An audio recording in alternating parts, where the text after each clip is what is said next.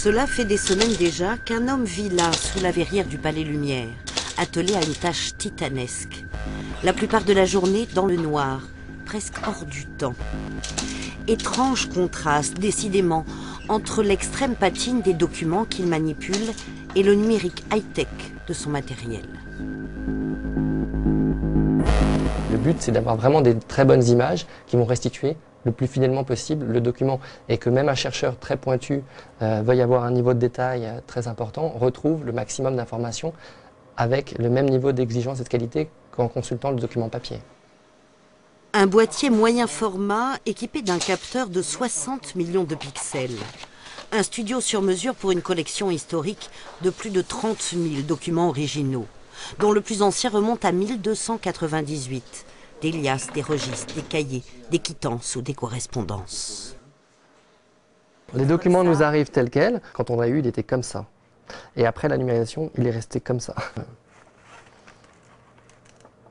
On entend le papier qui commence à craquer. Donc là, on est au stade où on ne doit pas forcer, parce que c'est la limite technique du papier qui nous dit qu'il ne veut pas aller au-delà d'une certaine pression. Il faut replonger dans le noir pour remonter l'histoire.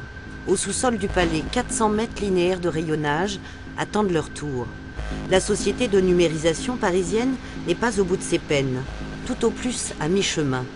Ici repose une mémoire parfois enfouie de la ville thermale, celle de la belle époque. Il faut savoir que depuis 1880, en allant jusqu'au crack de 29, ça fait à peu près 50 ans, ça a été les 50 glorieuses pour la ville. C'était un endroit où il fallait venir, c'était très élégant, c'était très à la mode de venir prendre les eaux, donc c'était l'endroit où il fallait être, avec beaucoup de personnalité, et c'est là où la ville a eu son prestige et son standing.